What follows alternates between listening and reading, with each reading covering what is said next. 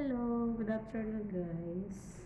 Namiss kong gumawa ng sobrang kamuting kahoy guys. Ito yung tinda ko sa Pilipinas. Noong nasa Pinas ako, nagtitinda ako ng suman. Pagdating ng September to December, titinda ako ng suman at mga bibingka, kalamay, mga blanco like that. O, tingnan nyo guys, ito, yan. Suman, kamuting kahoy. Ayan ang mga ingredients ko. Ayan, meron siyang makapuno, asukal, at saka dahon. Watch nyo guys kung paano ko gagawin. Marami akong suki sa tundo. Namimiss na siguro nila yung pagtitinda ko, di ba? Sige guys, papakita ko sa inyo kung paano ko gagawin to, ha? Ayan na ang kamuting kahoy, Inday. Gagawa na si Inday ng kamuting. Nalagyan ko siya ng makapuno para masarap ba. Para pagka kumain ang mga bibigyan ko daw. Bibigyan ko siya nito at saka grated. Ito grated. Coconut. Bibigyan ko siyang konti.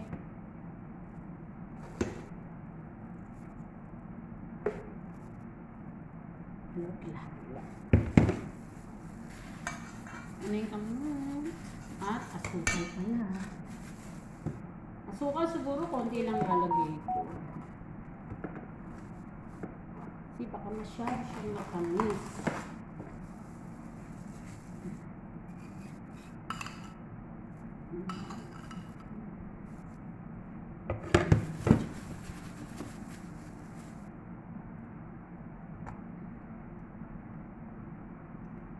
Wala akong pangkulay na violet, pero may nakapagsabi sa akin na maglagay ako ng red, violet, and blue. Magiging red pala at saka blue, magiging violet daw.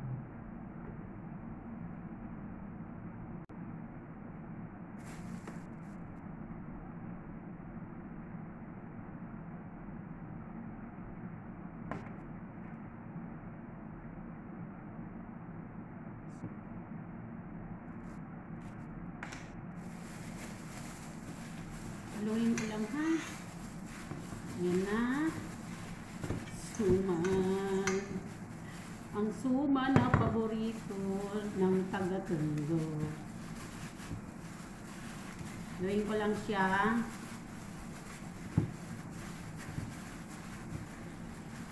Nilagyan ko siya ng makapuno para masarap.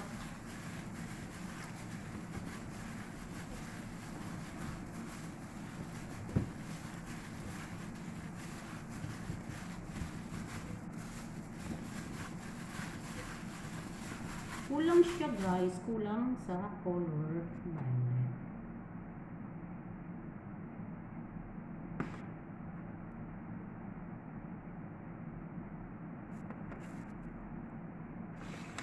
Kasi mas masarap pala mo ba siya ube. Diba? Lagyan ako ng pangkulay. Hindi yan dugo pangkulay yan.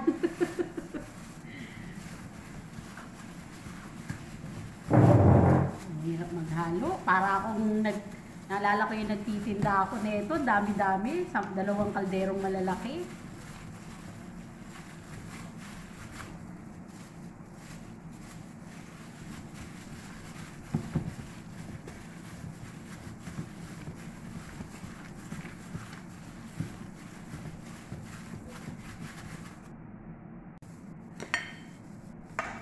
Yan na guys. Babalutin ko siya. Konti-konti lang para magkasa sa amin. Ayan.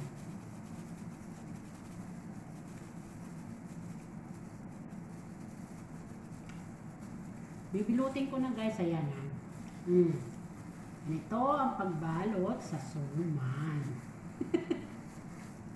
O, diba guys?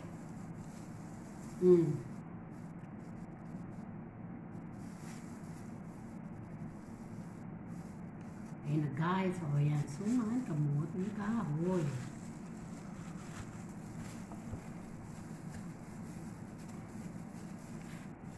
Para pantay-pantay sa pagka ko. Di ba guys? Watch nyo lang hanggang sa matapos. Ito makita si Nona Lukring. Hindi nyo ba alam, ang dami kong paninda sa Tondo, nung nasa Tondo ko. Titinda ako almusal. Pagdating ng Burr, bibingka naman. O, diba guys? Maraming talent si Nona Lukring, baliw nga lang ako. Diba guys? Ang mga friend ko sa Tondo, ano, order ba kayo? Gusto nyo padala mo kayo ng suman? Mapapanood ako ng mga suki ko. Mamimiss nila to, yung bibingka. Hayaan nyo pag umuwi ako, magluluto ako na kagad ng bibingka.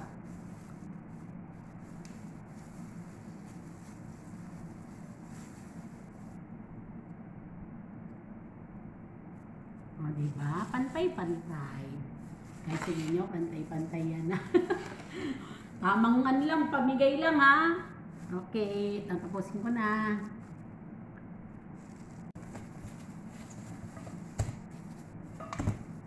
Ayan na, last na. Natapos ko na.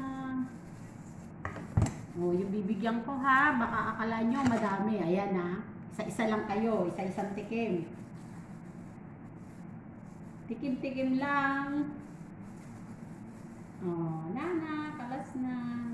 Oh, last. Makikita nyo na yung sumang kamuting kahoy. Pakukuluan ko na guys. Okay na guys. Nagawa na. Marami pa akong dahon. Wala na kamuting kahoy. Ang mahal kasi. Sige na guys. Lulutuin ko na siya. Ayan guys. Ilagyan ko na siya ng tubig. Ayan. At ilalagay ko to dito. Wala kasi ako steamer eh. Okay na yan. Ganyan lang. Oh, guys, ayan ha. Tignan nyo. Sumang kamuting kahoy. Oh. Ayan laki. Ang laki pala ng takip. Hindi yun. Kukuha ko na. Ayan na. Guys, tatakpan ko na siya. Ayan. Ganyan lang siya. Mamaya maluluto yan. Pakikita ko sa inyo kung paano luto at kung paanong itsura ng aking sumang kamuting kahoy. Ayun na guys. Luto na yung suman ko. Bibigay ko na sa kanila. Konti lang. Buksan natin. O, ayan na yung suman. Ang init. O, ayan na yung suman kamuting kahoy. Ayan na. Ang sarap na ito guys. Ah! Ang init.